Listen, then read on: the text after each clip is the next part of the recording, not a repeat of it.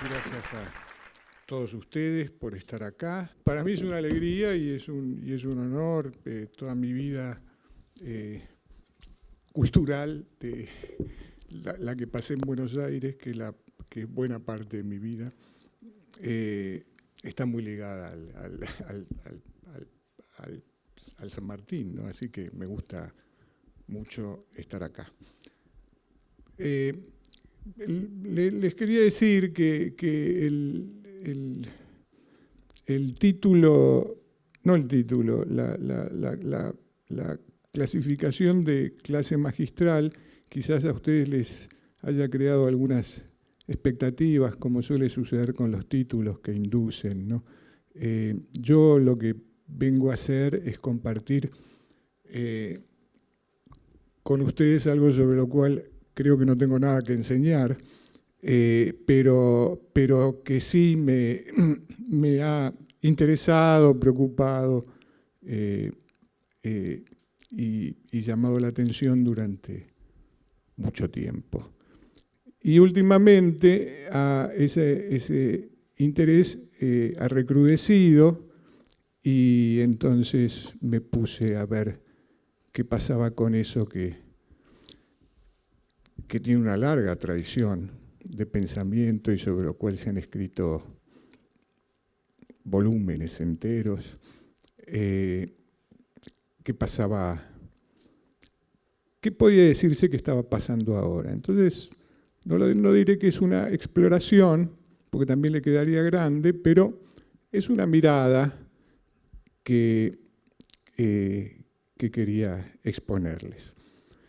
Cuando hablo por la palabra coincidencias, me refiero a esos momentos de irrupción que todos o casi todos conocemos o hemos vivido más o menos conscientemente, en que dos hechos semejantes de nuestra realidad aparecen conjuntamente o en sucesión inmediata y parecen indicar que algo se está dibujando ahí que deberíamos leer.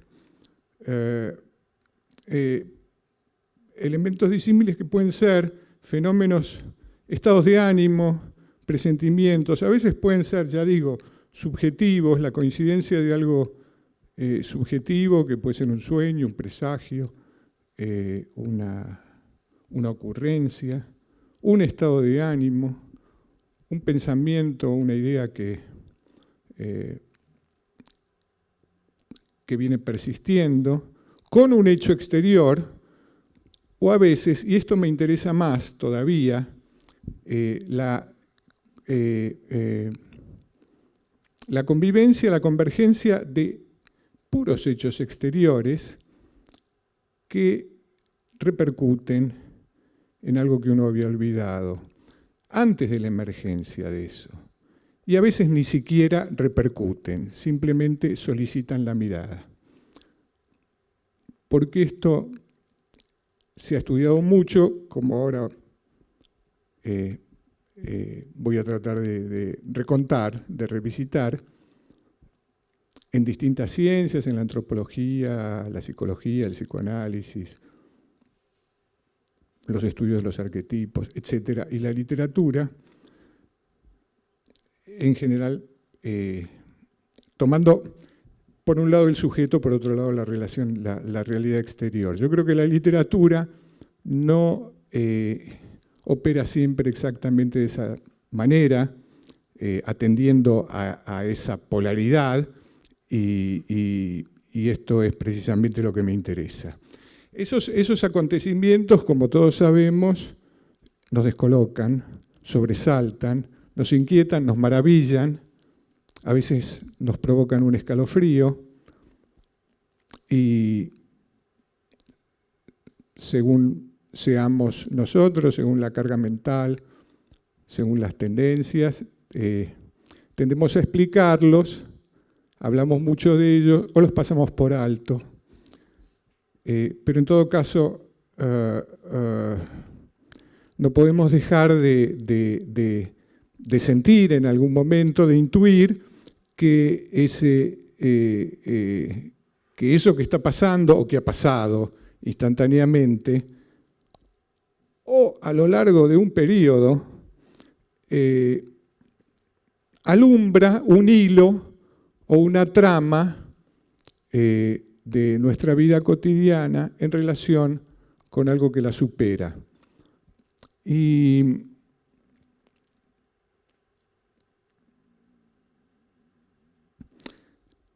nos lleva a intuir también que lo que consideramos realidad o lo que entendemos por realidad está constituida de otra manera que aquella por la cual nos regimos cotidianamente, que es la lógica racional, la lógica del tercero excluido, y a lo sumo la de las ciencias de la psique. Pero también nos lleva a pensar que a lo mejor la realidad no está constituida, porque toda constitución de la realidad se hace con la palabra, y la palabra no deja de ser una imposición, una formulación, algo de lo cual la realidad no humana carece.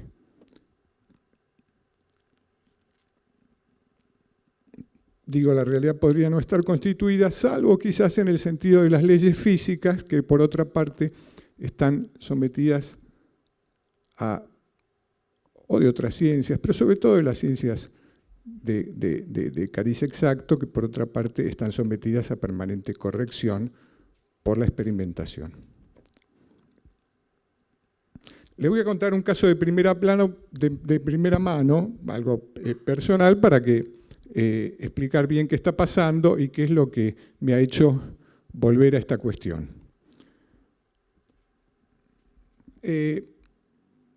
Hacia la mitad del año pasado,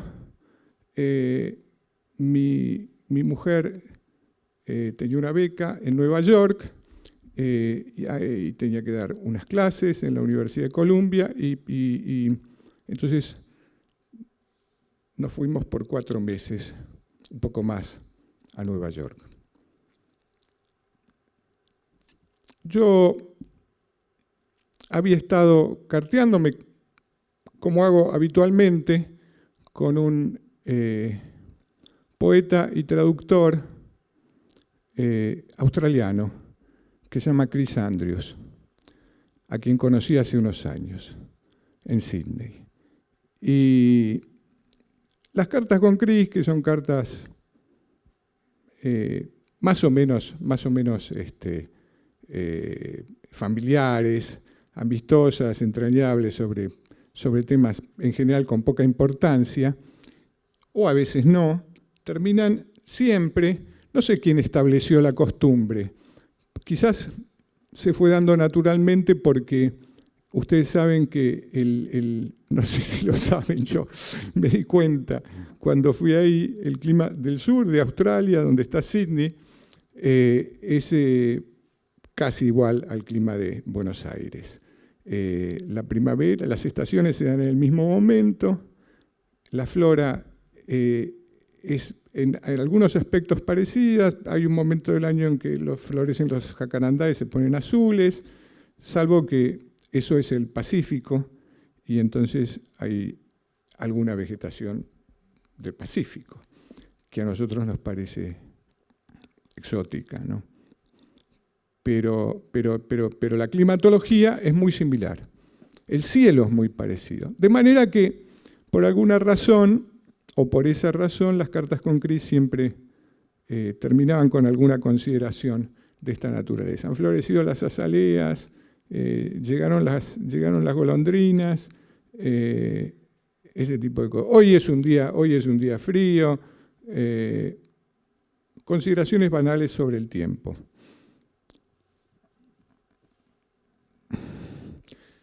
En ese momento, antes de irnos a Nueva York, yo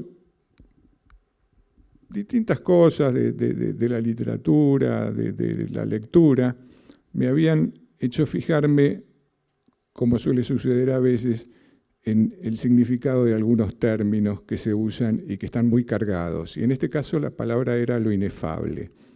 A uno siempre le preocupan lo que está más allá de uno, los misterios, lo insondable, etc. Y ahí me daba vuelta. Me estaba preguntando qué queríamos decir ¿qué se quiere decir cuando se dice lo inefable? Pasé por la librería y me encontré con un libro, acababa de salir, de traducirse un libro del filósofo ruso, francés, Vladimir Yankelevich, que se llama La música y lo inefable. Es un estudio un estudio musicológico y filosófico sobre en qué radica, él indaga en qué puede radicar el poder de encanto de la música. Y habla mucho de lo inefable. Descarta todas las teorías, ahora voy a entrar un poco más en eso, sobre el hecho de que la música representa algo trascendente y por eso su capacidad de encanto, o algo que está más allá de la propia música.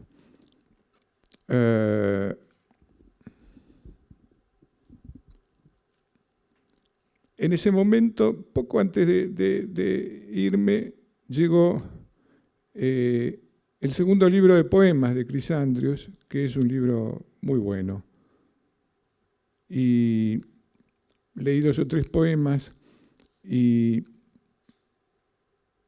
le escribí a Chris diciendo que lo había recibido, que lo iba a leer más adelante, y él me contestó y las cartas terminaron con una consideración sobre el tiempo.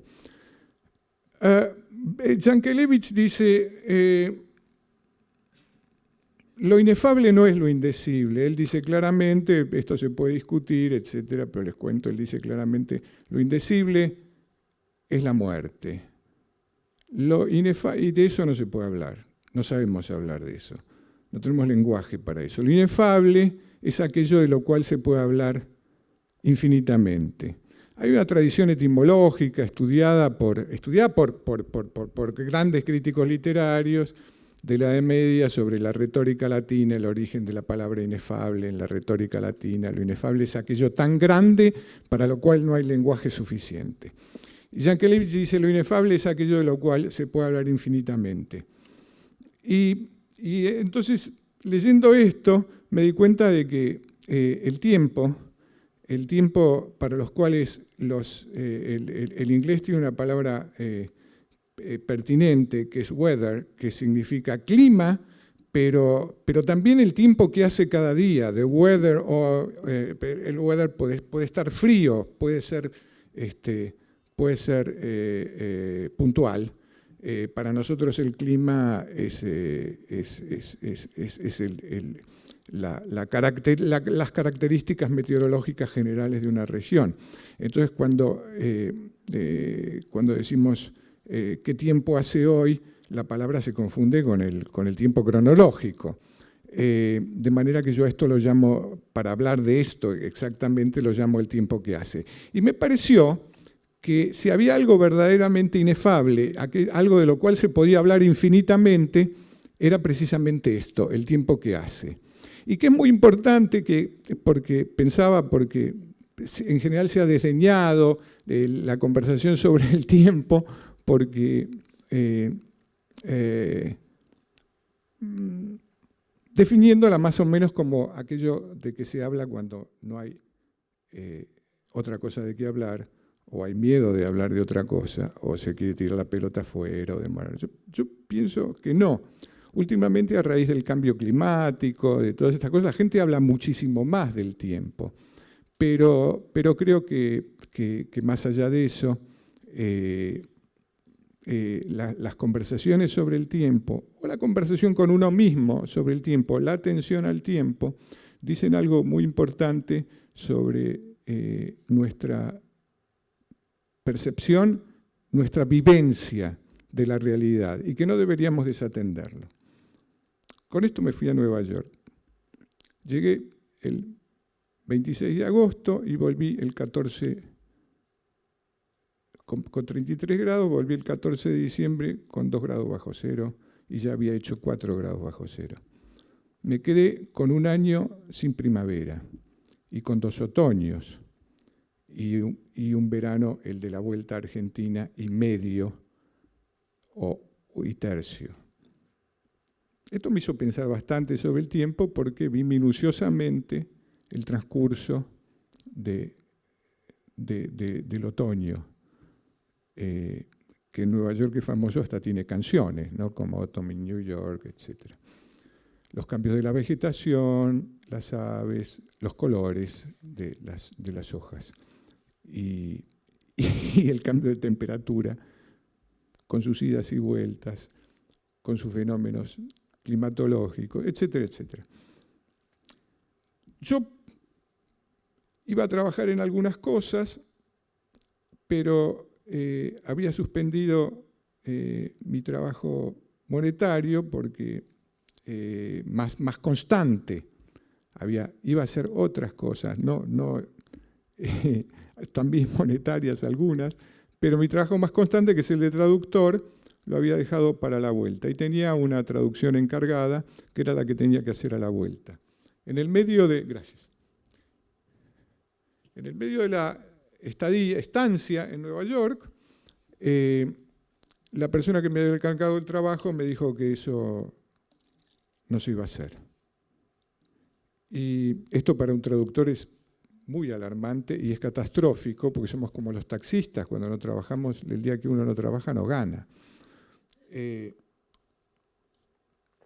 manera que tuve que hacer lo que me ha pasado otras veces y siempre traté de hacer, que es, después de tantos años uno tiene contactos, algunas propuestas, bueno, en fin, ponerme en movimiento porque no quería llegar a Buenos Aires y no tener algo sobre el escritorio.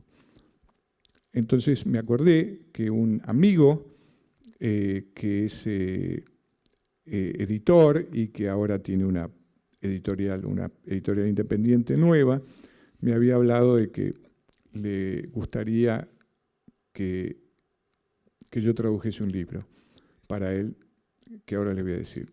Entonces, yo le había dicho que el libro era muy difícil, que los precios, las tarifas argentinas, que quizá él no estaba en condiciones, etc.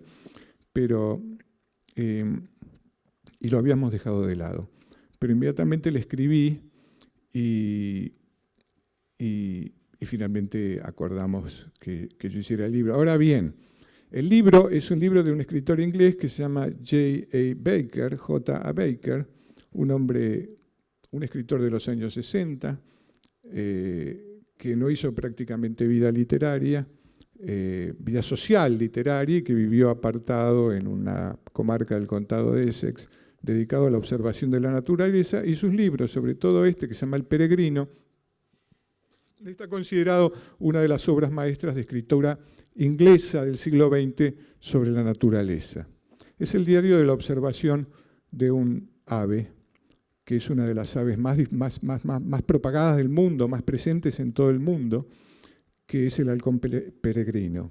Hay varias especies, todas de características muy similares, diferentes en su coloración, y hay en Argentina y en Estados Unidos, están muy difundidos por el mundo. Él estudia el halcón peregrino del norte de Europa, que más o menos migra entre Escandinavia y el norte de Inglaterra, centro-norte de Inglaterra. Es un libro obsesivo, es un libro de amor profundo por esa ave, que es el ave más rápida del mundo y es un violento depredador porque vive para descansar, volar y cazar, de lo cual se alimenta, y contiene además la observación de, según el registro que yo llevé, están mencionados unos 120 pájaros y aves distintas. Maxi me contestó que, bueno, yo no hubiera traducido este libro si no hubiera fallado el otro trabajo. Y no me hubiera interesado tanto si no hubiera estado también interesado por las cuestiones de la naturaleza y el tiempo en ese momento. Maxi me contestó y me dijo que en el momento en que le llegaba la carta, que le llegó el mail mío, él estaba frente a la ventana y cuando estaba dispuesto a abrir el mail se posó en el alféizar de la ventana se posó un pájaro, cosa que no pasa nunca o casi nunca en esa ventana de la casa de él. Hubo otras coincidencias en el medio y cierto sufrimiento mío porque algo que pasa después de cierta edad, que es que uno tiene cierta artrosis, con el frío y todo esto recrudecía. Yo me empecé a preocupar por el asunto, pero no demasiado, más que cuando uno le duele. Pero, entre tanto, arreciaron otras coincidencias en las cuales no voy a entrar, salvo que me compré un libro que me interesaba leer mucho, de una escritora norteamericana que se llama Marlene McFarlane, y que apenas empecé el libro me encontré con una cita de una poeta canadiense que ella estudia y que tiene un libro que se llama About the Weather.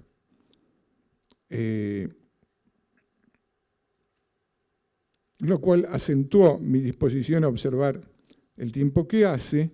Y el último día, cuando nos íbamos a volver, decidí dar un paseo por la parte norte del Central Park, que nos quedaba muy cerca, y me fui a caminar. Era un día muy frío, era un domingo al mediodía, y subí una colinita que hay ahí, di una vuelta, y cuando estaba por volver, me dieron ganas de orinar.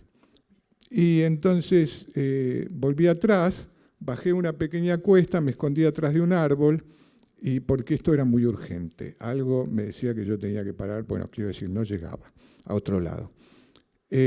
Como no había gente, me escondí atrás de un árbol. Había vuelto atrás, en el momento en que los árboles ya estaban deshojados, desnudos, por supuesto, algún día había nevado, y en el momento en que salí de detrás del árbol, a 15 metros míos había un halcón. Yo nunca había visto un halcón tan directamente, tan cerca. No sé si alguna vez en mi vida había visto un halcón.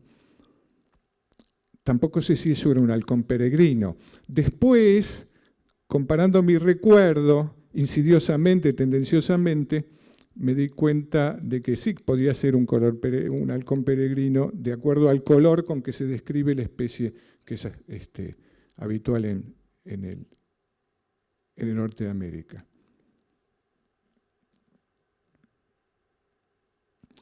Bueno, volví, hacía calor en Buenos Aires. Algunos días después me puse a trabajar en este libro, que es un libro verdaderamente extraordinario, muy peculiarmente escrito,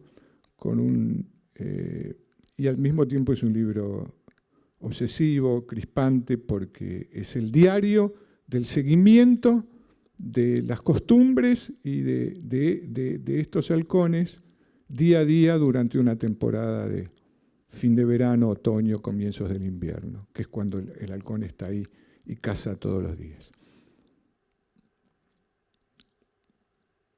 Estaba repleto de observaciones sobre el tiempo. Cada entrada del diario de este hombre empieza con una descripción de cómo es el día. Y después a lo largo del diario también de cómo es el tiempo en distintos momentos del día. Y también leí la biografía, todo lo que pude sobre la biografía de Baker y me enteré de que murió joven, a los 60 años, en el año 81, el libro es de los 60, y que murió por una enfermedad cardiovascular, producto de la toma repetida durante años de un medicamento contra la artrosis, lo cual me previno me advirtió que debía averiguar muy bien lo que iba a tomar contra el dolor, ¿no? Me parece que la artrosis de él era bastante más grave que la mía, que es muy corriente, y me puse a leer el libro de Chris y después le voy a contar lo que pasó. Aun cuando es una sola, pero especialmente cuando son más, uno atiende a ver un énfasis en estos fenómenos, y énfasis significa expresión. No hay solamente en algo que en un modo de expresión se puede ser enfático, y expresión habla de significado, tiene un contenido.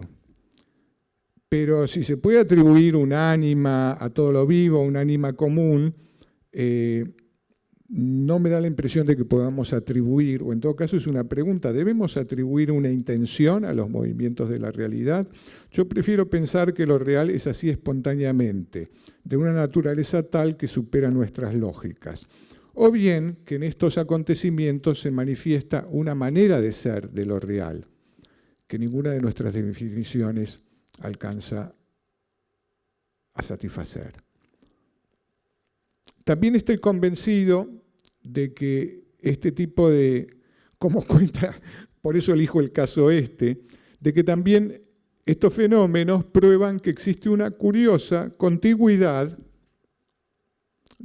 entre la literatura y la realidad. Ahora que estamos tan apresados, mucho más que siempre y cada vez más aceleradamente, en una vida de gestión, consecución, competencia, consunción, empresariado de uno mismo, cálculo, tecnologías financieras, aprovechamiento voraz del tiempo, acumulación, aceleración. Cuando este tipo de fenómenos nos detienen, cuanto más barroca o sinuosa es la coincidencia, tanto más caemos en la metafísica, el temor reverencial, el egocentrismo de la distinción, o la fatalidad o la superstición. O si no, en el escepticismo indolente, desdeñoso y negador. Pero yo creo que no hay explicación que valga, porque todas las explicaciones que podemos dar, como ya adelantó hace rato Wittgenstein, suceden dentro del lenguaje, y nuestro mundo está limitado por el lenguaje. Como dirían hoy, hasta los periodistas de chismes, son relatos, construcciones. No lo dicen los políticos, lo dicen los periodistas políticos, lo decimos todos. Yankelevich dice que, con cierto sarcasmo, cuando se atribuyen los encantos de una pieza musical a un poder trascendente, ultramundano, o sublime, o desmesurado, o a una mecánica de funcionamiento universal, se burla, ¿no? Él dice de la música, yo pienso de estos fenómenos que, como dice Yankelevich, de la música, sean reminiscencia o indicios del destino, son fenómenos de este mundo, que por supuesto es el universo entero. No hay dos mundos. Pienso que merece reverencia, pero no temor reverencial, ni devoción, es ese particular modo de ser de lo real que atañe a todo y envuelve a cada uno de nosotros. Se le han dado muchísimos nombres, algunos geniales, ¿no? Kafka lo llamaba lo indestructible. Lesa Lima hablaba de el infinito relacionable. Abundan las teorías sobre estos fenómenos. Como todas las teorías, son ficciones paradigmáticas, pero que dan una manera, propuestas para asirlos. En los presagios cumplidos, la adivinación, la telepatía, las anticipaciones, la comunicación a distancia, Freud veía la rara obra del deseo, la potencia de la obra del deseo, del inconsciente, de las pulsiones, una potencia energética y transmisible. También la emergencia de lo siniestro, que eso que llamaba lo unheimlich, que es lo familiar negado el conflicto familiar o la presencia familiar negada que vuelve en una figura en forma de amenaza.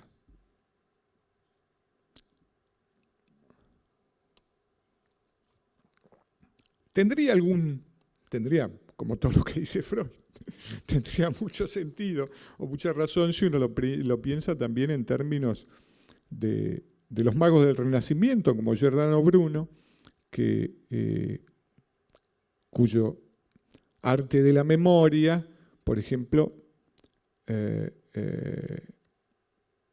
estaba centrado en la posibilidad de que el hombre abarcara en su conocimiento, en la mente,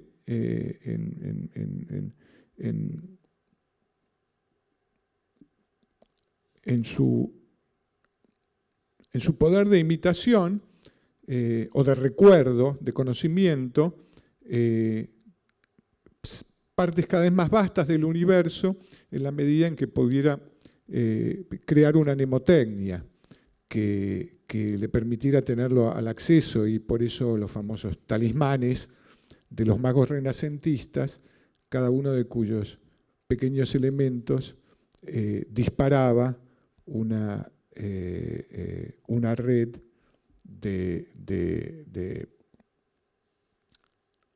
de objetos exteriores que había podido llegar a conocer. Pero también sucede esto en el vudú, ¿no? En cualquier magia negra, o como cuando uno piensa que, o en las creencias populares sobre el mal de ojo.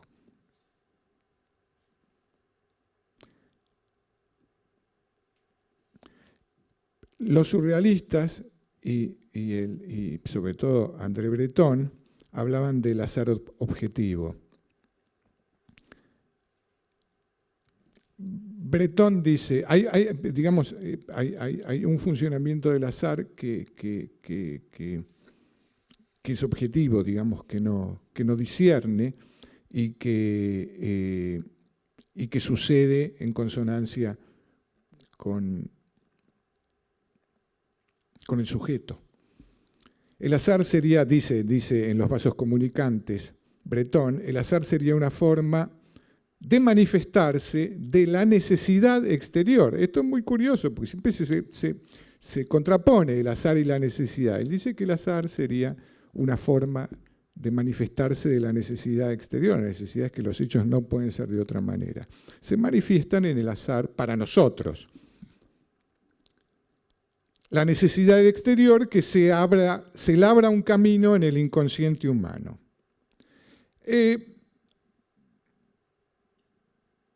Está bien, todos hemos mamado del surrealismo y además todo lo que yo vengo diciendo parecería coincidir con esta definición. El problema para mí es que Breton en los papeles preparatorios de los vasos comunicantes habla de la posibilidad de un psicoanálisis de la realidad, como si la realidad tuviera un inconsciente igual que el inconsciente humano y eso fuera lo que coincidiera.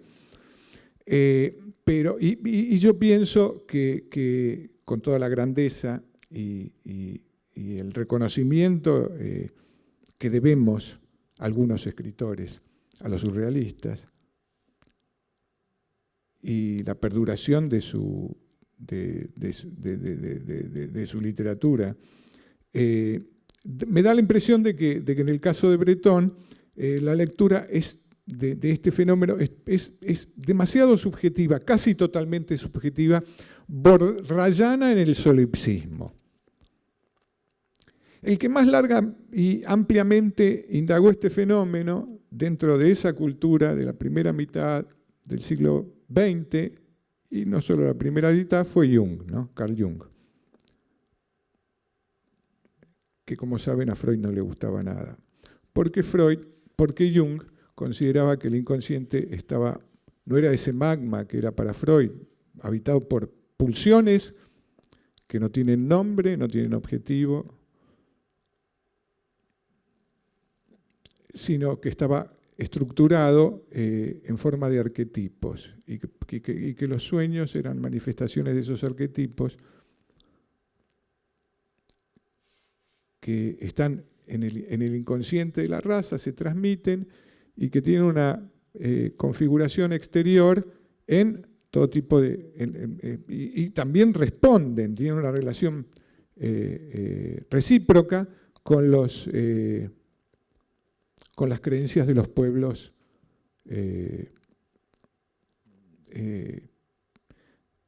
podríamos llamar no históricos, que los pueblos que no se rigen por el pensamiento occidental de la historia, o incluso por los pensamientos occidentales que no responden a esa teología, a las formas históricas de la teología y de la teleología. Jung lo llamó a esto sincronicidad.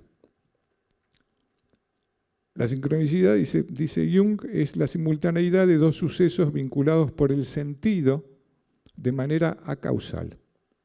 Así pues, dice en una conferencia sobre la sincronicidad, emplearé el concepto de sincronicidad en el sentido de una coincidencia temporal de dos o más sucesos relacionados entre sí de manera no causal, cuyo contenido significativo sea igual o similar. Lo diferenciaré del sincronismo, que constituye la mera simultaneidad de dos sucesos. El proceso sucede de esta manera. Una imagen inconsciente accede a la conciencia directamente o simbolizada como sueño, ocurrencia o presentimiento. Una situación objetiva coincide con dicho contenido psíquico y entonces se produce una suerte de iluminación, de golpe de lucidez o de alarma que dispara, provoca una visión más acendrada, más detenida de las características, de lo que puede estar pasando en la vida del sujeto o de su vida en general. El espacio y el tiempo se comportan elásticamente respecto a la psique, porque el espacio y el tiempo, como dijo Kant, son categorías de la conciencia. No existen. No tiene existencia real fuera de la conciencia. Ahora bien, Jung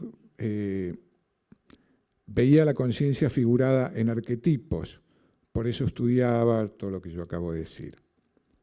Le interesaban esas figuras intemporales, los mandalas de la India, del budismo tibetano, el I Ching, por ejemplo. Le interesaban los hexagramas del I Ching y él creía que más allá de la posibilidad de adivinación, eran los hexagramas del I Ching, el hexagrama que correspondía al momento en que uno arrojaba las monedas y caían arbitrariamente, azarosamente, de cierta manera, no era que coincidiera con algo, sino que era capaz de fomentar la disposición de la mente a asumir sus contenidos de ese momento.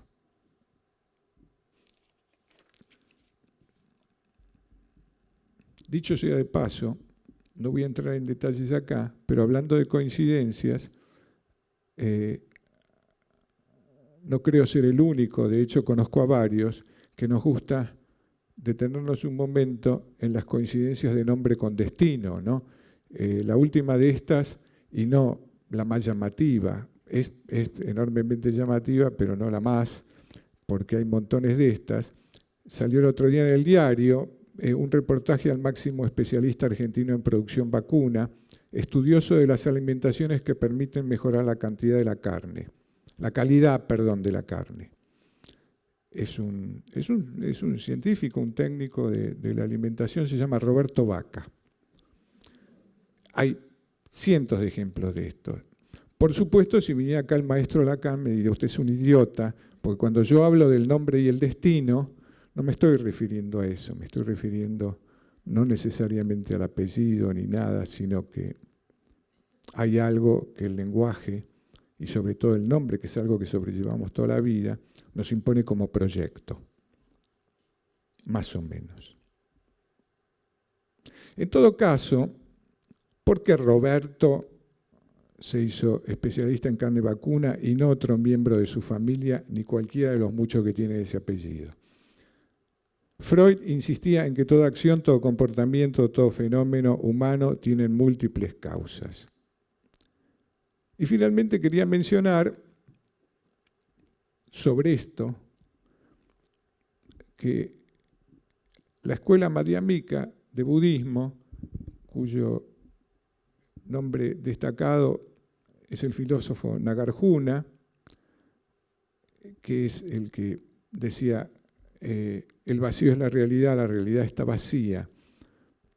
No es la nada, es el vacío de significado. Es que todo lo que nosotros ponemos no obedece a nada real.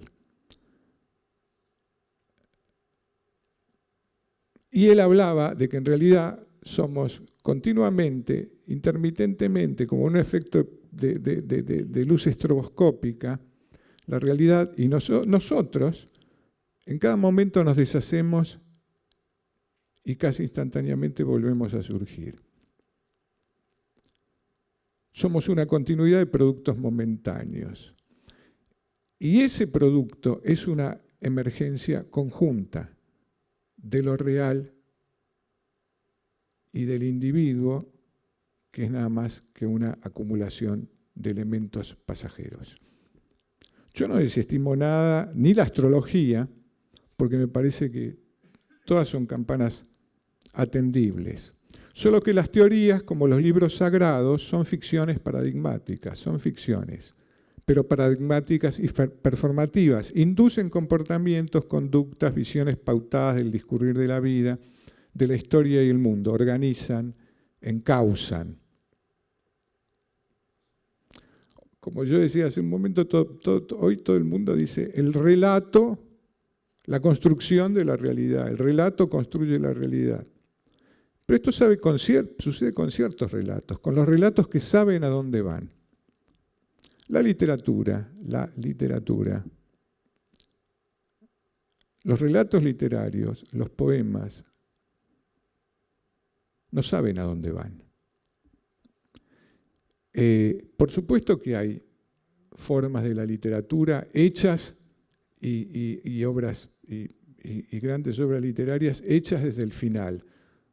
Es decir, pensadas para terminar de determinada manera, estructuradas de cabo a rabo. Y pueden ser muy buenas. No es esa la literatura de la que yo estoy hablando hoy. Hablo de la literatura que precisamente está escrita, entre otras cosas, para saber por qué fue escrita de esa manera y para saber a dónde se llega tirando de ese hilo. Sabiendo, en muchos de los casos, que en realidad no se va a llegar a ningún lado. Que esa indicación y ese relato es parte de uno más y otro más y otro más. De todas maneras, el arte, bueno, hablando de esas teorías performativas, paradigmáticas, yo creo que el arte desteje esas tramas y teje otras siempre provisorias, pero antes presta atención.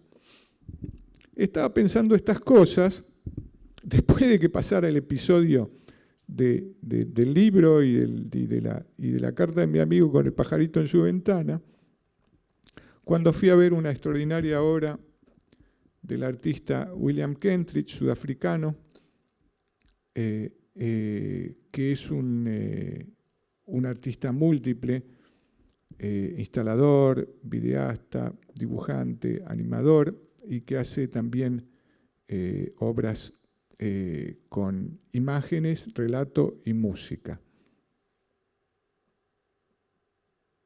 Esta se llamaba Paper Music y eran piezas de imágenes de animación con filmación también, en donde se mezcla filmación muchas veces del mismo Kentridge, que también hace performance, con piezas musicales en colaboración con un músico con el que él trabaja desde hace muchos años. En algunas de esas piezas, en las imágenes, se mezclan lenguajes, trozos de lenguaje, fragmentos, consignas, eslóganes, aforismos, pedacitos de frases, y en una de esas, de los momentos de poesía disparatada de Kentridge, que siempre apunta a algo, vuelan unas hojas de enciclopedia.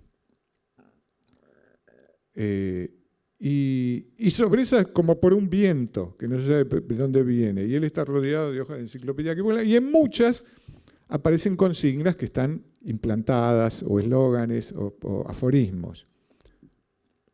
Y uno aparece varias veces, y dice, coincidences demand his hearing. His debe ser la del personaje que está ahí, que es él, ¿no? Las coincidencias piden que oiga. Me acordé de una frase de Paul Claudel, que era cristiano, católico, pero que no creo que solamente se refiriera a los insondables deseos de Dios. Cuando decía esto, Claudel dijo, yo no me acuerdo dónde leí esa frase, la tenía anotada, pero me acordé. Escucho. No siempre entiendo, pero igual escucho. La literatura no solo ve y escucha, atiende con todos los sentidos y a la multiplicidad de las causas que convergen en un fenómeno, como acabo de decir que decía Freud.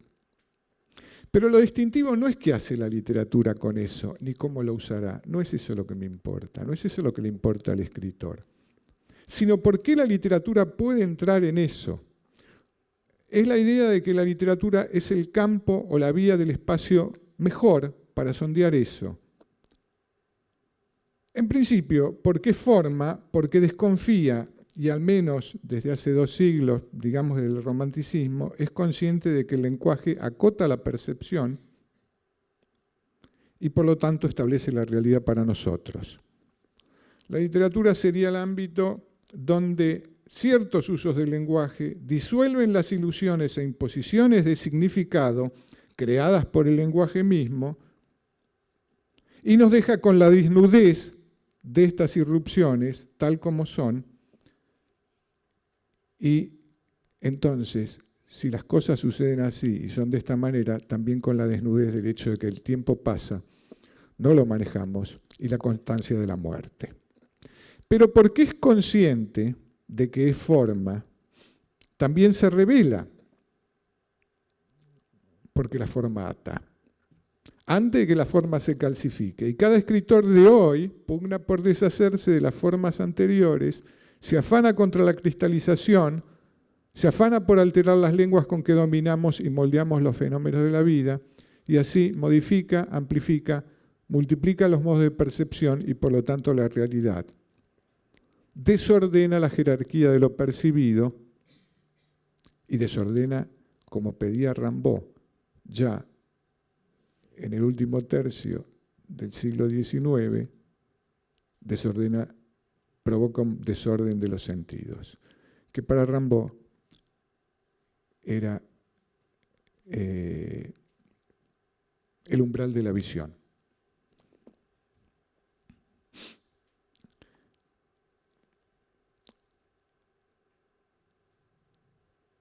Pero también es ese campo para sondear esa manera de ser de lo real. Porque tampoco en el fondo, dado que la palabra siempre acarrea con el contenido, deja de ser un símil del universo.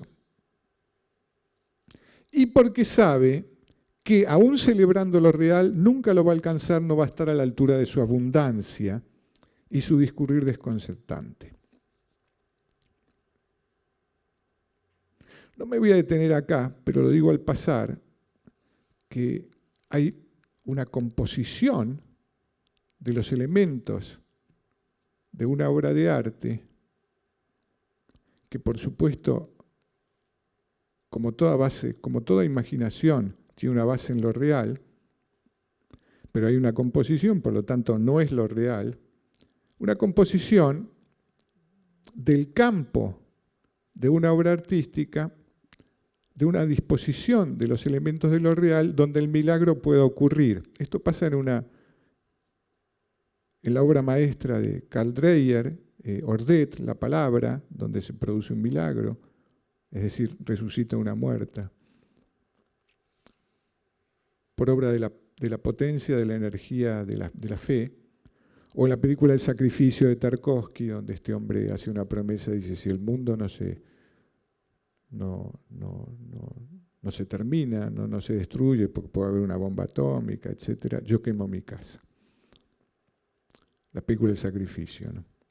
Pero también en los cuentos de fantasmas pasa eso, donde se nos persuade, por obra de la composición, de una presencia y la sentimos y tenemos miedo.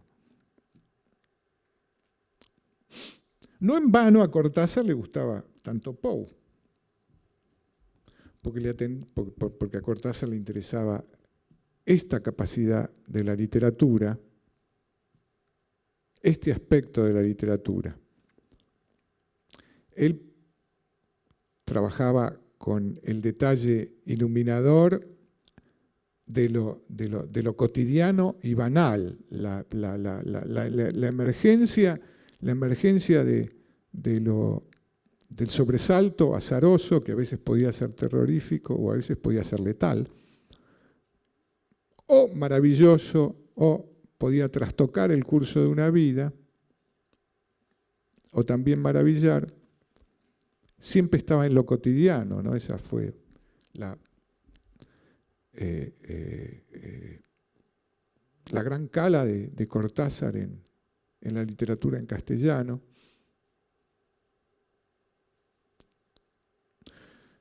Después, mucho más que en el caso de Bioy,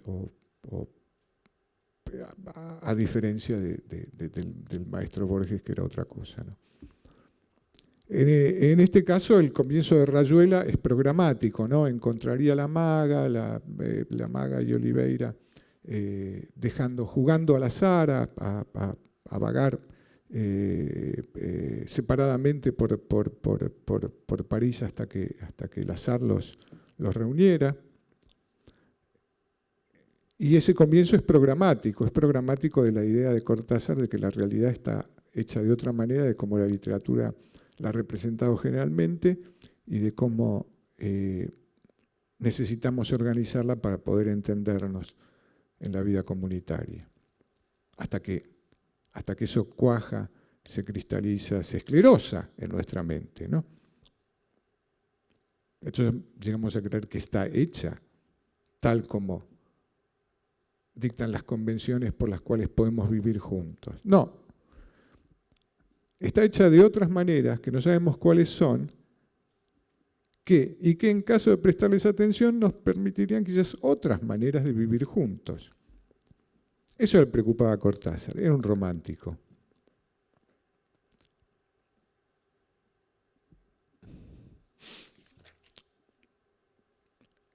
Esto se ha trivializado. Hemos vivido plagas y plagas de cronopios, hemos vivido contadores de anécdotas, de coincidencias maravillosas con cierta vanidad. Se ha puesto por encima de los aspectos, a mi juicio, verdaderamente importantes de Cortázar, la gracia, el chiste, el hecho de que incluso esas tonterías como la primera página también de Rayuela, que dice, no, no creen esto la gente que cree que los cerebros rígidos, la gente que cree que el tubo de dentífrico hay que empezar a apretarlo por abajo, los ordenados.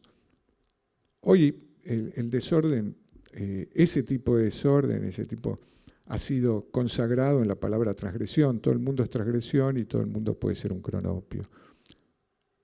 Lo que quiero decir es que cuando uno se acerca a este fenómeno, a este tipo de fenómenos, en estas coincidencias hay algo embarazosamente grueso, burdo, grosero, no solo en las coincidencias, sino en lo que suscitan en la conciencia. en la manera de ser tratado y en el hecho real. Es burdo, es cortante. Por eso no se puede desatenderlo. Y también es burdo en la tentación de pequeña vanidad que acarrean. Y por eso la literatura lleva siglos de alternancia entre severidad clásica y efusiones románticas antes del romanticismo. Le ha llevado siglos a la literatura a comprender que estaba tratando de eludir la cuestión hasta que la encaró de frente, sin otro programa que un anhelo de erradicar los programas. Esto probablemente, como dicen los que saben, empezó con Novalis, con el romanticismo alemán, con su conciencia del lenguaje, y a nosotros nos ha llegado especialmente por el origen, por la vía de Rimbaud, de Baudelaire, de Lautréamont, de la patafísica y del surrealismo. Esto le llegó a la literatura, le llegó a Cortázar, y la literatura luego lo padeció después del surrealismo.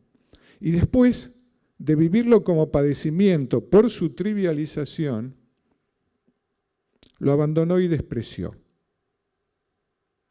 Pero creo que ahora, poco a poco, sin decirlo, sin manifiesto, lo deja ser. En cierto modo se funde con el problema. Porque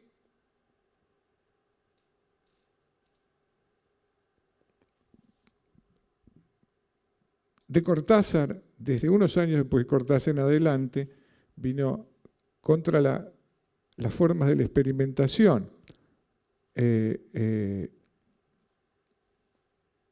Vino el episodio posmoderno, la ironía y la execración del surrealismo, del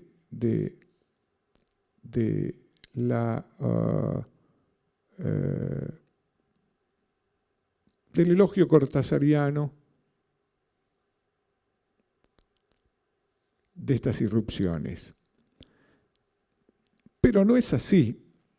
Como bien señaló Graciela Esperanza, lo que abre Cortázar es un campo conceptual para el que la literatura no es la representación, Rayuela sobre todo, no es la representación del modo de ser de lo real, no es la representación, sino una forma que no puede dejar de invitar a considerarlo, una forma que opera desde la lectura hacia lo real. Por eso el orden aleatorio de los capítulos de Rayuela y por eso la atención que debemos prestar a la biblioteca con que viene Cortázar. Raymond Roussel, Duchamp, el surrealismo, pero también Rilke. Porque de hecho, esos momentos de leve estremecimiento siguen sucediendo y de hecho son lo único que a veces pasa de veras. Lo único permanente, curiosamente, porque son reveladores de impermanencia, de fugacidad. Y el impulso de atenderlos no se extingue.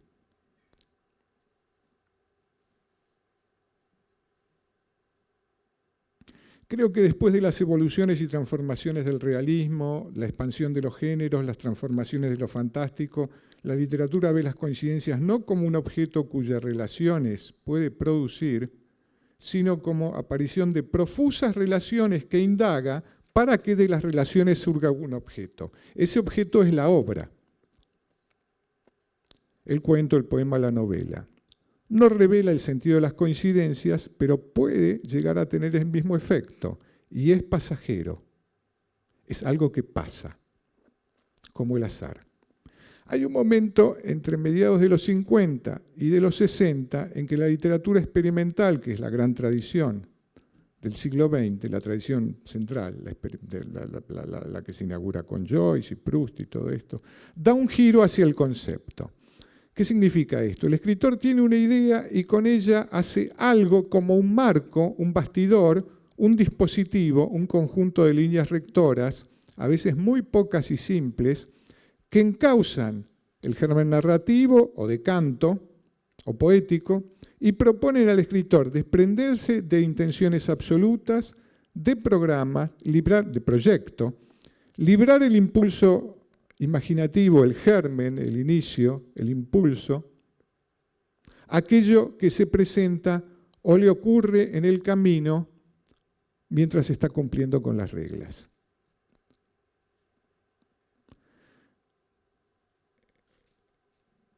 El centro más activo de confección de este tipo de programas es esa institución independiente, autogestionada, francesa, de escritores que se llama Ouvrière de Littérature Potentielle, Oulipo, Taller de Literatura Potencial,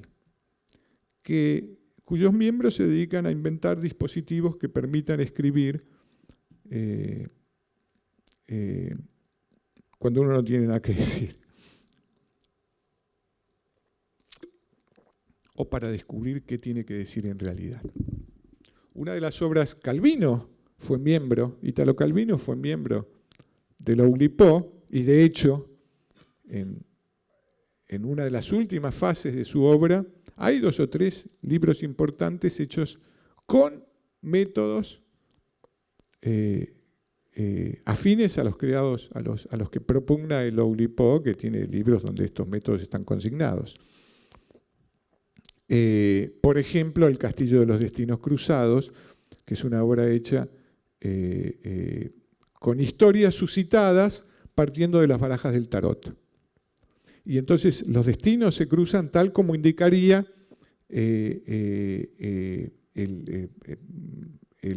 la apertura de una momentánea de una baraja de tarot. El libro más famoso, probablemente más conocido de miembros de la Oulipo, es el de Georges Perec, que se llama La Desaparición, que es una novela de espías donde hay un desaparecido y que no se sabe lo que es. Es una novela enteramente escrita sin la letra E, que es la letra más abundante en la lengua francesa. Está toda escrita sin la letra E. Llega un momento que uno no se da cuenta. Al principio chirría un poco. Ahora, ¿qué pasa con estas contradicciones? Voy a escribir una novela sin la letra E. Que la desaparición de la novela, lo que ha desaparecido es la letra E. Y hubo críticos que no se dieron cuenta. Se dieron cuenta que estaba escrita sin la letra E, pero no que la desaparición, que eso era lo que había desaparecido y la novela trataba de eso. Sin embargo, es una novela de 350 páginas, donde hay muchísimas peripecias apasionantes.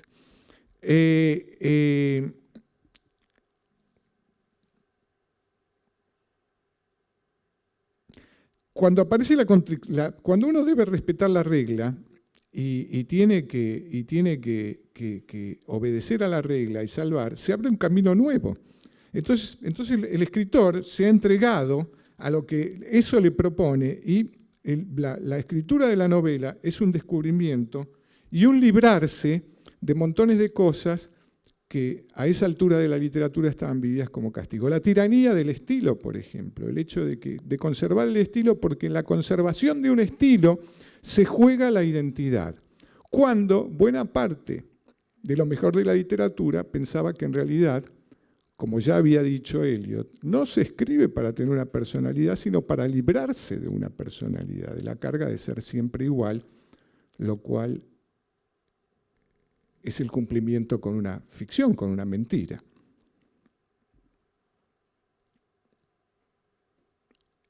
Es un movimiento de desposición, de desapego, de liberación, y a través de ese dispositivo de entrega a lo impermanente, lo imprevisible, a la incertidumbre. Y al mismo tiempo, un motor para poder seguir escribiendo, que es lo que al escritor más le interesa. Y de entrar en esa continuidad con las que nos ponen en contacto precisamente este tipo de fenómenos de los cuales vengo hablando desde hace rato.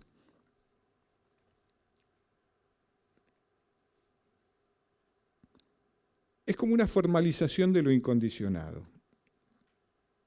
Y esto, formalizar lo incondicionado, es algo que dura.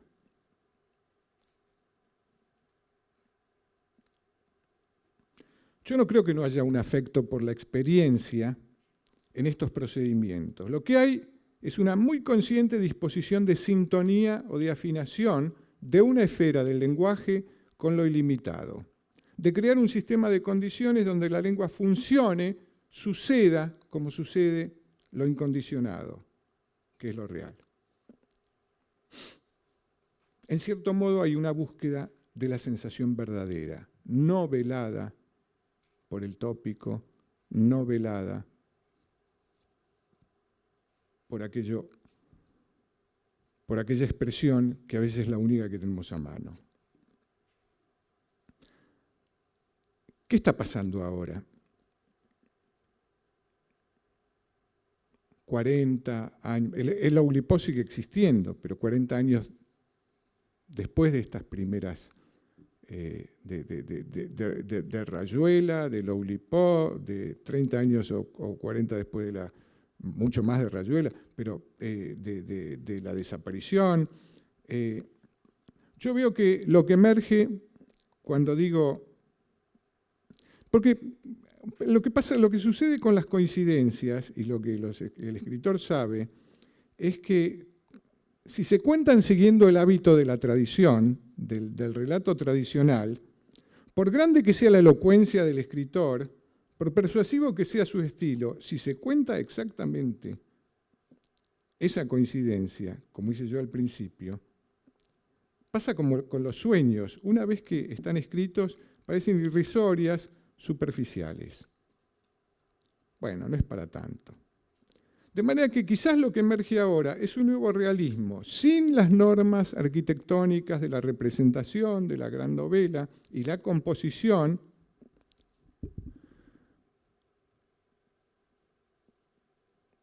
no artefactos de hacimiento del lector, sino artefactos sin orden ni jerarquía simbólica, un realismo que para los hábitos de la literatura como reflejo puede sonar fantástico, disparatado, pero que sabe que en realidad, digámoslo entre comillas, todo lo que importa sucede espontáneamente. De modo que se trata de representar, si algo, no los hechos, sino la acausalidad de los hechos. La espontaneidad misma es lo que hay que representar, que es lo más inverosímil. No existe demasiado esta literatura. Digamos que hoy es el sueño de la literatura sobre su forma futura. Y no se puede seguir adelante en esto sin desprenderse de varias adquisiciones y herramientas de al menos 2 siglos de literatura. En principio, como ya lo vimos, del criterio de verosimilitud. Es decir, que se trata de transformar también los pactos de lectura.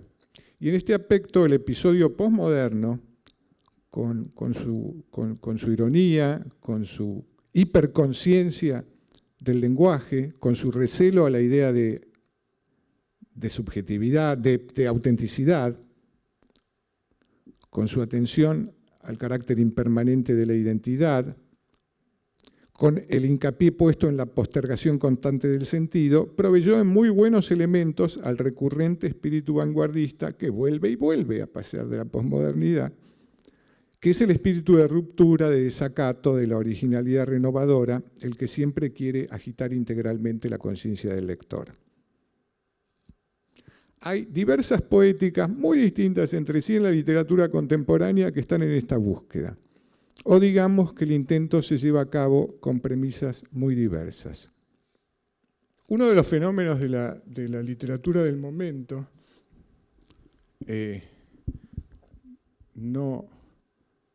no igualmente valorado por todos los lectores, pero leído en todo el mundo por todo tipo de lectores, incluso por escritores, algunos de los mejores escritores vivos, es el noruego Karl Ove Knausgaard, que que ha escrito una novela en 6 volúmenes que se llama Mi lucha. Y es una novela, digámoslo de modo grueso, autobiográfica. El modelo de esto, por supuesto, es Proust, pero yo creo que la novela no, porque es una novela basada en la memoria, pero es radicalmente diferente partiendo de bases más o menos iguales, que es cuánto puede decir la memoria, no sobre la vida de una persona, sino sobre el humano en general, cuánto puede decir una memoria individual, sobre el modo en que opera el tiempo, etc. Los 6 volúmenes están terminados, hay 2 traducidos al castellano, 3 al inglés y uno más a punto de salir en castellano. Y lo que yo diría que es una suerte de prerrealismo, o realismo primitivo, es como si Nausgard hubiera ido más atrás de todas las convenciones de representación y de las posibilidades de la historia de la novela realista, que como ustedes saben es grandiosa y profusa, y opere con los datos de lo real, apelando a la memoria, sus precisiones, discontinuidades, la edición continua que la memoria hace de sí misma, porque la memoria se edita y cambia y por lo tanto es imprecisa, a sus solapamientos, inconsecuencias, sus desórdenes y reordenamientos, como antes de que los métodos que han quedado en la historia como realismo configuraran la representación de lo real. En Nausgard hay una audacia de ser literal. Hay pasajes que parecen de una trivialidad, la descripción de la preparación de él en su adolescencia, cuando tiene que ir a una fiesta de Año Nuevo y tiene que esconder las botellas de cerveza que va a llevar a la fiesta, tiene que esconderlas de sus padres, las maneras de esconder las botellas y poder llegar a la fiesta duran 70 páginas. Pero algo que no puedo contar porque sería un spoiler, estaría arruinando, que es una situación muchísimo más trágica, en donde por ciertas razones, hay que limpiar una casa que está hecha una asquerosidad. También dura 70 páginas. Y lo curioso es que lo importante es que no solo se detallan aspectos del estado de la casa, sino detalles de la memoria que van surgiendo a raíz de cada uno de los elementos, percepciones de lo real, la contraposición de lo que está pasando ahí con lo que pasa en una esquina cuando el personaje, que es él, sale a fumar y ve el tránsito de una calle de la ciudad, el tránsito personal, ¿no? A cierta hora del día, o la salida de un teatro a la noche. Todo está lleno de marcas, está lleno de marcas de productos, está lleno de modelos de ciertos objetos, como si de una manera inconvencional, como si Nausgard fuera incapaz de dejar nada afuera.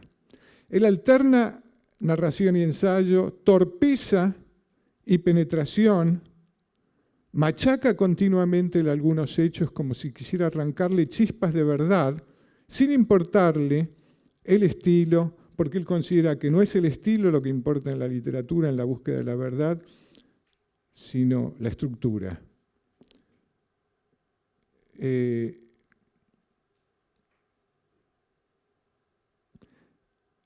Hay una extrema banalidad que se vuelve lo contrario.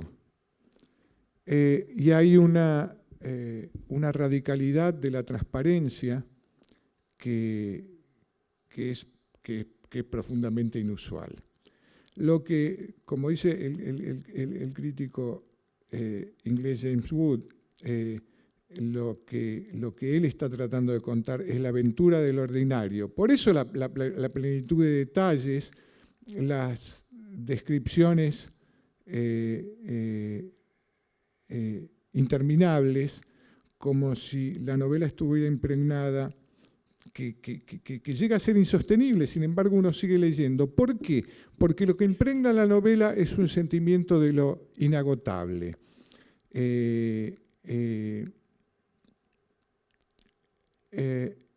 Este hombre es incansable en su voluntad, en su pasión, de que es en los detalles intrascendentes donde está la vida y donde, aparentemente intrascendentes, en donde está la vida y donde está la muerte, porque en realidad la vida no es más que eso, los detalles por los que hemos pasado. Y esto se vuelve, esta minucia, esta infatibilidad que resulta cansadora y sin embargo es difícil de abandonar, está tocando una fibra y de hecho yo creo que es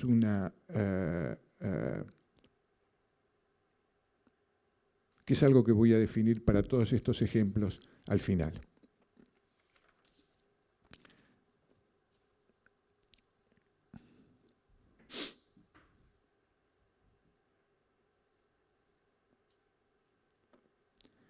El gran maestro yo creo que el gran maestro vivo de la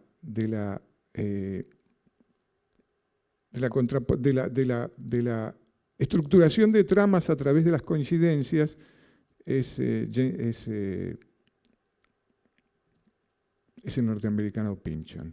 Pynchon, autor de la novela Inherent Vice, no me acuerdo cómo es la traducción en castellano, cuya película se está dando ahora, Vicio Propio, es decir, está dando la película basada en la novela, es autor de algunas de las más grandes novelas de los últimos 40 años, como El arcoíris de la gravedad, La subasta del lote 49, Mason and Dixon, etc.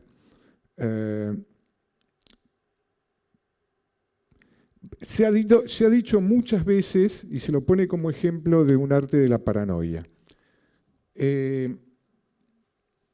porque sus tramas parecen estar organizadas alrededor de la búsqueda del desentrañamiento de gigantescos complots. Y estos complots se revelan por indicios que los personajes, los protagonistas tratan de ir sumando y uniendo. Pero la paranoia es causal, es inclusiva, es cohesiva, es explicativa. Y en las novelas de Pynchon, la multitud de tramas que se tejen y que tejen la trama de la novela, nunca llegan a resolverse en un origen común.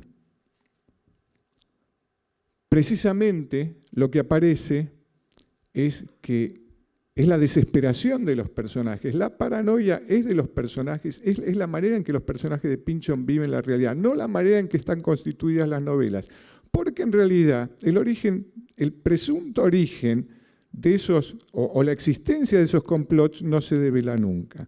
De manera que continuamente los personajes de Pynchon dicen, no, siempre hay alguien lúcido que dice, no pensemos en serie, no una cosa conduce a la otra, pensemos en paralelo.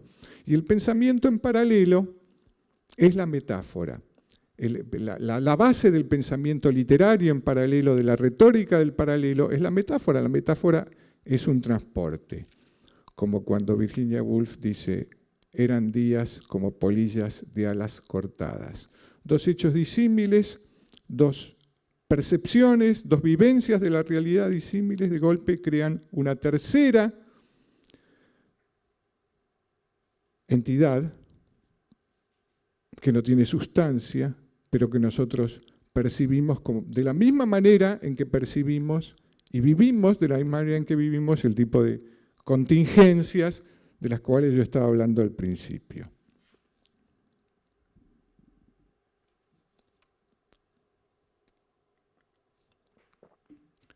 Si hay un gran escritor contemporáneo en lengua castellana de la yuxtaposición, del paralelo, de la contingencia y de la continuidad de la contingencia, de que esto no para nunca y de que lo permanente es lo impermanente, es César Aira. No me voy a detener demasiado en lo vasta que es la acción literaria y el conjunto de obra y actitud, indiscernible conjunto de obra escrita, de producción y actitud, que es Aira. Ese conjunto que conocemos bajo el nombre de Aira. Un escritor que ya ha escrito como 100 novelas, o por lo menos más de 80, dice en algunas de las últimas solapas que he leído, que publica 3 y a veces 4 novelas breves por año, en una gran cantidad de editoriales distintas, algunas las da gratis, otras en editoriales, en sellos importantes, que no tiene estrategia de mercado y que, sin moverse demasiado, que aparece poquísimo en público, sobre todo en Argentina. En el extranjero sí aparece.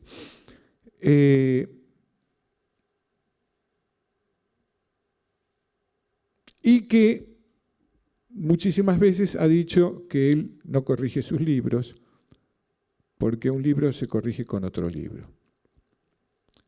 Porque, como también ha manifestado, su idea de la escritura es el continuo, la no interrupción.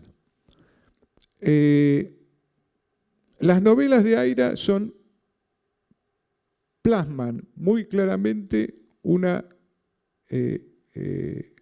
repugnancia productiva a la idea de planteo, nudo y desenlace, las estrategias de tensión, de suspenso, de creación de las expectativas, la urdimbre, el equilibrio, la arquitectura.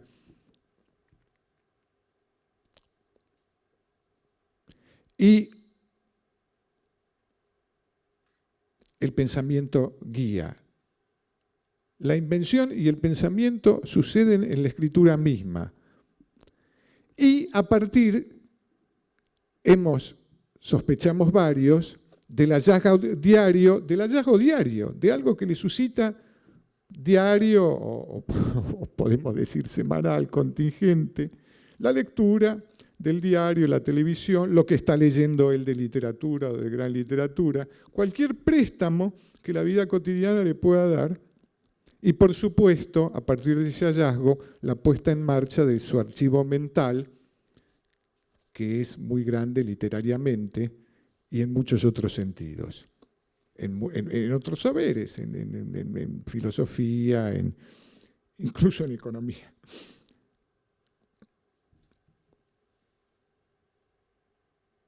Por así decir, el disparador de las novelas de Aira es el encuentro entre la observación de la realidad, incluso la actualidad, y la despensa de la mente del escritor. Él ha destacado muchas veces el carácter fundamental del procedimiento, de que un procedimiento es lo esencial como valor en una literatura. Me parece que Aira procede partiendo de la convicción de que todo lo que se da en la experiencia, sea anterior, sea instantánea del mundo, se da unido. Lo que da el día, el diario, la tele, la calle, la contemplación de la calle, una anécdota, estados de ánimo, pensamientos, experiencias artísticas, todo y sin distinción aparece en caprichosas convivencias de varias series De ahí esos relatos en que situaciones muy contingentes, muy actuales, comunes, coinciden con episodios sorprendentes o inhabituales, disparatados, inauditos, con desarrollos de aventuras que parodian amorosamente el género, muy frecuentemente y solapadamente el género de hadas, de cuentos de hadas, pero también el gótico, la pesquisa policial, y con pensamientos y esbozos de teorías, hasta que de la contigüidad de todo esto surge, sin que uno se dé cuenta, la fantasía, la extravagancia hilarante, mejor dicho, incluso la comedia loca. En Pynchon, el complot, la organización de muchos hilos, no se consuma, pero siempre se sospecha. Aira dice, el único mundo que existe es el mundo.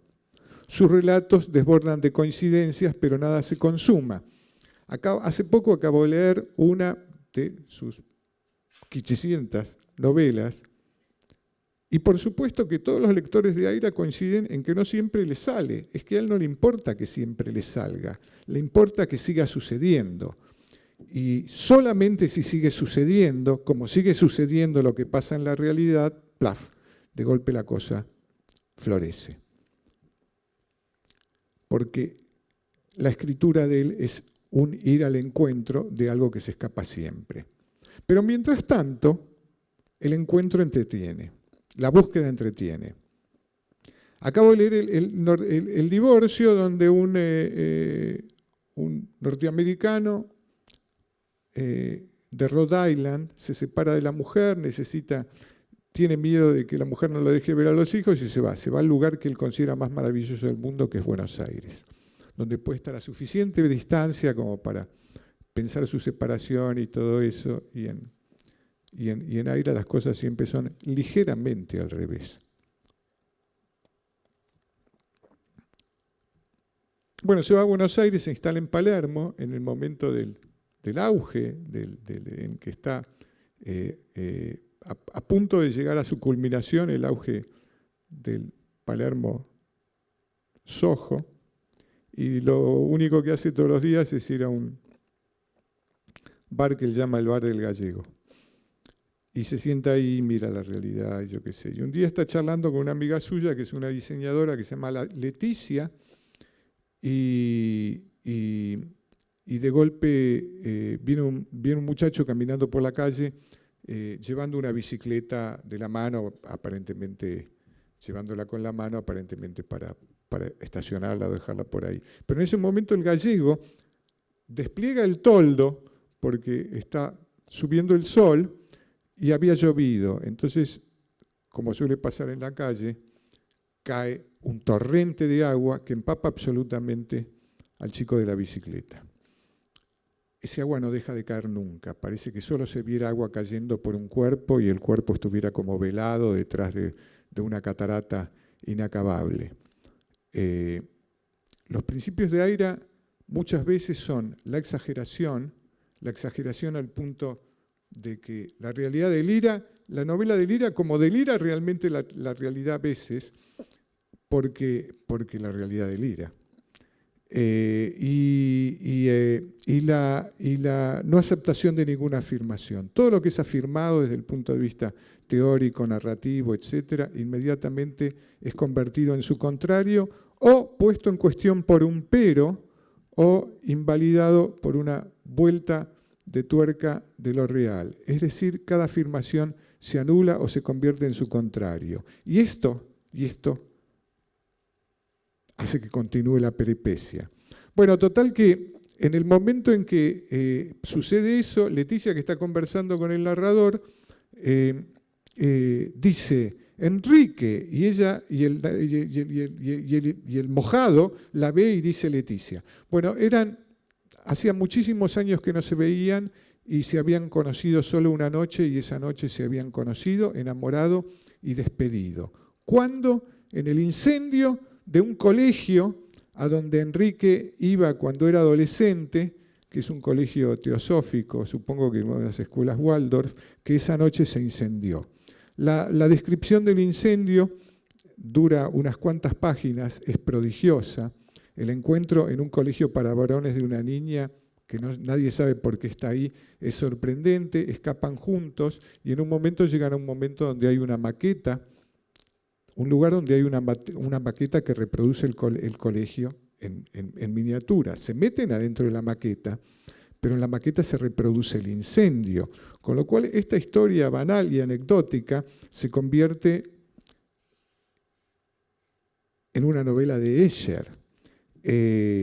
Y al mismo tiempo en un cuento de brujas y de hadas. Bueno, total que logran escaparse, volvemos a ese momento y empiezan a aparecer otras historias. Porque en el momento en que se termina de contar esto, el chico inundado, Enrique, mira por encima de la cabeza de Leticia y dice Kent.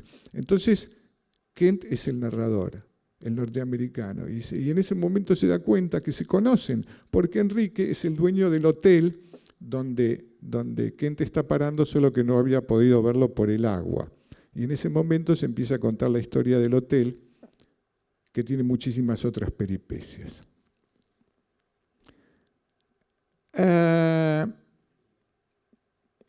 Incluso hay aquí una teoría, hay dentro una teoría del lugar que ocuparon las commodities, el auge de las commodities en el bienestar de la clase palermitana. Todo esto en una lengua actual, como si la mente de Aira, con toda su provisión de lectura, fuese una destiladora personal y desopilante del coloquialismo. Ustedes saben lo que Aira consigue paradójicamente con este pasaje de lo trivial, de la observación puntual, de la anécdota muy reconocible, a la exageración hiperbólica, es paradójicamente una autenticidad. Esto se da en el lenguaje de él, en su prodigiosa naturalidad. Y lo que interesa aquí es que todo es producto de un arte de la improvisación. Improvisación en el sentido de algo que se crea en el momento, tratando de pensar lo más posible, dejando el correr del instrumento mismo, que en este caso es la escritura, al albur de lo que surja del archivo mental del intérprete, con una base muy rudimentaria. Conozco pocos escritores que den una impresión tan fuerte de no escribir contra nada ni para demostrar nada, que den una impresión de puro goce. Es como si quisiera obrar igual que la realidad, que para otras miradas a veces delira. Para Aira, lo que sucede en la realidad, aun lo que lo enoja, lo fastidia, lo irrita, es muy normal. Por eso hay en muchas de esas novelas esa inconsecuencia energética, ese aflojamiento, una disipación, y por eso cada final de texto es para él una pausa, un hiato decidido por el escritor, pero pactado con la forma libro, convencional, y también una dilación, una moratoria, porque lo real puede funcionar así. O bien, así podría ser el tiempo de la vida, un tiempo que, como en las novelas de Aira, puede cambiar y cambia de magnitud. Yo quería hablar de la serendipia, que es el fenómeno, la palabra con la cual se designa el hallazgo feliz que permite un descubrimiento que se estaba buscando infructuosa, descubrir algo que se estaba buscando infructuosamente, y del papel de la serendipia en una novela que les recomiendo, muy reciente, recién salida, del escritor Luis Sagasti, y que se llama Maelstrom. Pero en honor a la atención de ustedes y a la paciencia que me están teniendo, voy a pasar a otra cosa. Y es a un escritor que también es, como Sagasti, perdón, es de Bahía Blanca. Y es el poeta Marcelo Díaz. Porque me parece que de todo lo que estamos hablando, la poesía es el territorio privilegiado. ¿Por qué? Porque en la poesía hay una rítmica, que puede ser incluso la del verso libre, no tiene nada que ver con eso. Y estos fenómenos son una rítmica de lo real. El libro de Marcelo Díaz que yo quiero comentar se llama El fin del realismo.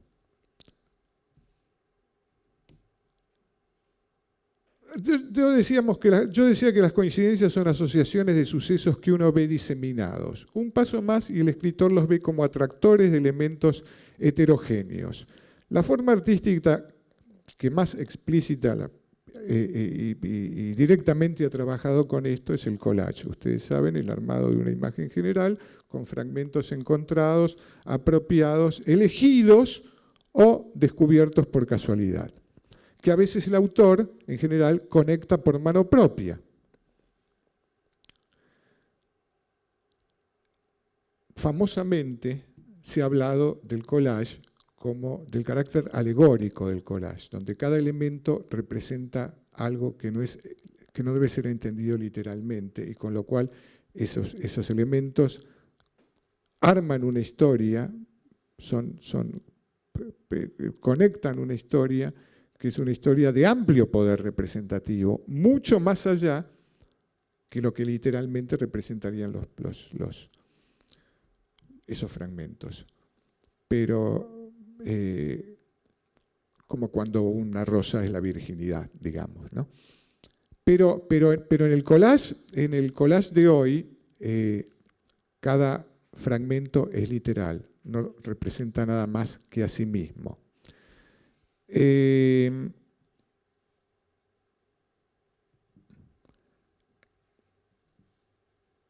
voy a leer el primer poema del fin del realismo de Marcelo Díaz, que se llama El Cuervo. Con mis amigos una vez apostamos a quién adivinaba el momento, la escena de la bala real en el corazón de Brandon Lee. Éramos como muñecos vudú riéndonos de las manchas frente a la pantalla del televisor. Prendimos la luz sin darnos cuenta. La negritud del cuarto era el pájaro en la ventana. Nos conocíamos desde antes, pero no lo sabíamos. Estar allí era como tratar de entender una música imposible. Minutos más tarde, mi padre, por una incandescencia en su cuerpo parecida a un fósforo encendido, moría en su habitación. El libro, que debe tener unos 30 poemas, está habitado por la muerte del padre. No siempre tan flagrante y directamente como en este caso, que narra la noche de la muerte. Pero vean cómo sucede esto. Él estaba en la pieza de al lado con unos amigos y podemos hacer caso o no a la fidelidad del poema a la situación real, pero lo que importa acá es la intensidad múltiple de ese momento, porque estaban viendo una película de Brandon Lee, la película en que Brandon Lee, que ustedes saben que era el hijo de Bruce Lee, murió mientras la estaba filmando porque alguien cargó mal el revólver que tenía que usar, el que le disparaba con balas de fogueo, y disparó una bala real y el tipo se murió con una bala en el pecho, cuando era un actor muy joven y promisorio por lo menos para las películas de género de karateca que él hacía. El poema se llama El Cuervo, como el famoso poema de Edgar Allan Poe. Ellos ven un pájaro negro en la ventana, eso podría ser una premonición o no. Y el padre muere encendido, como por una bala de fogueo, y podemos suponer que está hablando de un ataque al corazón.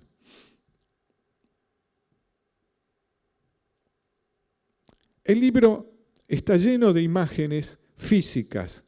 Hay algo muy interesante en Díaz, y es que utiliza todo tipo de lenguajes científicos, meteorológicos, económicos, sociológicos, pero sobre todo de las ciencias, para decir algo que vuelve y vuelve, y es que somos partículas que se unen obedeciendo como satélites dispersos, alejados, que actúan conjuntamente y convergen como obedeciendo a una señal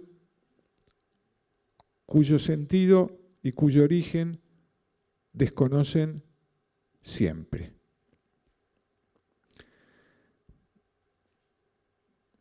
De la misma manera, opera toda esta conjunción de saberes y de discursos en la poesía de Díaz,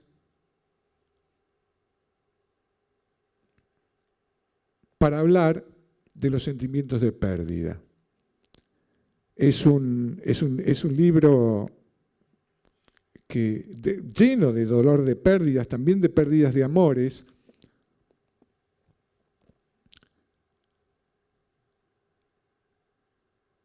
de poemas que revelan la aniquilación de todo lo que vive y sucede, pero también la impermanencia como corriente intemporal eterna y la asombrosa unidad de todo, incluso de la muerte de un padre, con una película de karatecas donde el actor muere de verdad. Las inconsecuencias de puntuación, la irregularidad brusca de las cesuras de lo que yo acabo de leerle y la multiplicidad de ritmos son como el movimiento de lo real. Pero lo que queda es lo mismo que lo que queda de la vivencia de la experiencia sincrónica, solo que podemos volver a visitarla. Esa suerte de sitio de constatación, de fugaz y de lo efímero, es la literatura. Estas poéticas que yo estoy tratando de escribir y que son muchas más, la entienden a la literatura como un espacio de convergencias a la manera de ser de la realidad, que se hace cargo de las imposibilidades del lenguaje, pero también celebra lo real.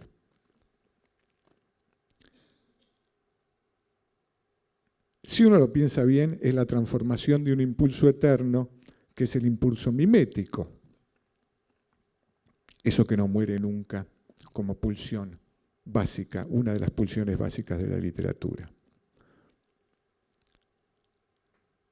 Les quiero decir una cosa para terminar. Cuando volví a Nueva York, me escribí con Chris Andrews. Quería empezar a pensar un poco y a ver qué podía hacer con mis ideas sobre el tiempo que hace,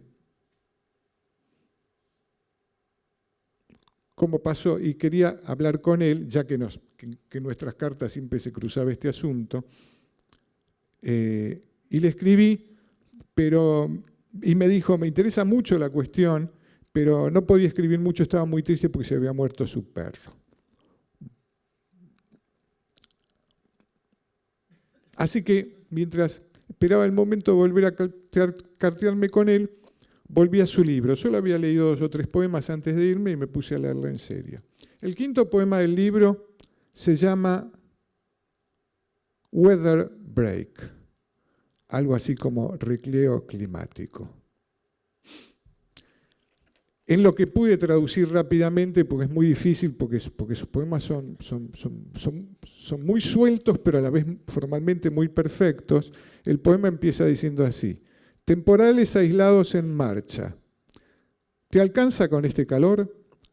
Lecciones de geografía recapituladas en el cielo. Cuando no sucede nada, el tiempo sucede. El weather. Vuelve sobre esta idea al final de los 15 versos del poema. When nothing is happening, weather is, dice aquí. Cuando no sucede nada, el tiempo sucede. Y después dice, whatever is happening, weather is.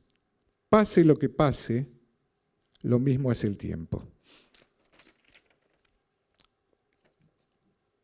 Yo no diré que la literatura pone sentido o marca el destino. Pone sentido como se dice ahora. La literatura pone sentido. No diré eso, pero sí diría que como un buen sistema de carteles puede indicar que no estamos perdidos. Gracias por la paciencia y aquí lo dejamos.